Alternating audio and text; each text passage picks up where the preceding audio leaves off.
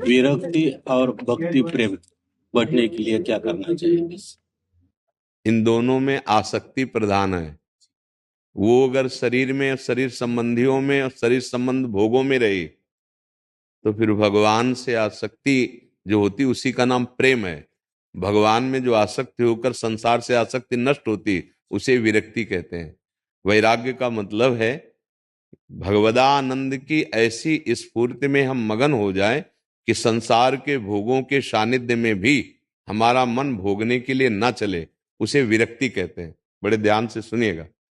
जैसे वमन, वमन समझते हो ना, खाने की इच्छा नहीं होगी, ऐसे ही जो भगवान में आनंद का अनुभव करने वाला है वो रमा बिलास राम अनुरागी तजत बमन जिम जन बड़भागी।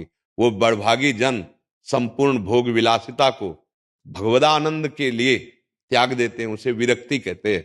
पर वो विरक्ति बिना रस के नहीं आएगी। तन से छोड़ दिया और मन आसक्त है तो दंभ हो जाएगा, पाखंड हो जाएगा। वो हमें रस से छोड़ना है।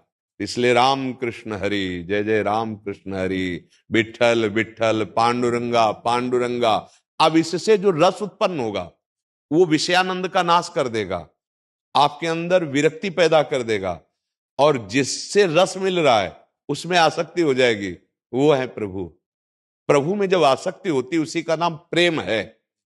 प्रेम जब प्रकट होता है तो प्रभु दूर नहीं रहते, नेत्रों में बस जाते हैं। पिय मूर्ति नयनन बसे तेहि रस रहाय समाय। ये लक्षण सुन प्रेम के और न कछु सुहाय, और न कछु सुहाय। फिर अपने मद मातो कुटुम देह ते जाए, छूट सब ही विधि नातो। जहां जहां पिय की बात सुने खोजत तिन गयनन। हित ध्रुव छिन छिन ले प्रेम जल भरी भरी नयनन। अपने प्यारे की स्मृति में रोता रहता है। प्यारा उसके हृदय में, उसके मन में, उसके नेत्रों में समा जाता है। बस प्रेम प्राप्ति के लिए निरंतर नाम जप करते हुए कोई भी भोग भगवान को समर्पित किए बिना उसका सेवन न करें तो प्रसाद समस्त दुखों का नाश करके प्रेम प्रकाशित करने वाला होता है। शरीर और शरीर संबंधी में ममता यही विष है। इसी ममता को प्रभु में समर्पित कर दो, अमृत हो जाएगी। सबकी ममता ताग बटोरी, मम पद मन ही बांध बर डोरी। भगवान कहते हैं जो तुमने ममता की डोरी फैला रखी है शरीर में, शरीर संबंधियों में, रिश्ते नातों में, उसे समेट लो और एकमात्र मेरे चरणों में लगा दो, बस हो गया। इसी को प्रेम कहते हैं।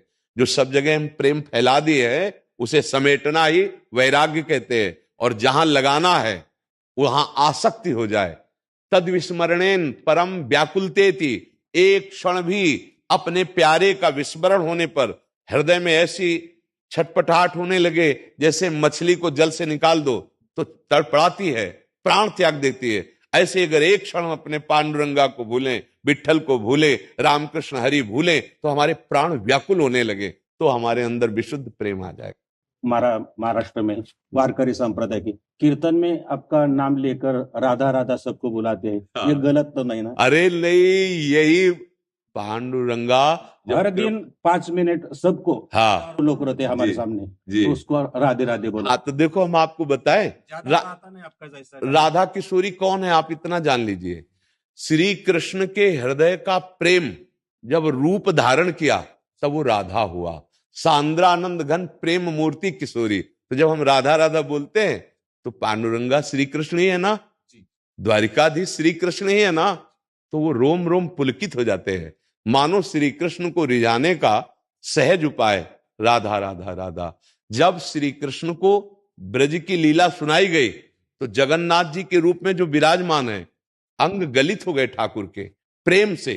वही जगन्नाथ जी हैं, वही द्वारिकाधीश हैं, वही पांडुरंगा हैं, अंतर नहीं है। जो हमारे प्रभु है वही सुख देने के लिए विविध रूपों में बैठे। तो जब राधा राधा गाओगे तो हमारे प्रभु को सुख मिलेगा। राधा रानी की प्रेमानंद महाराज।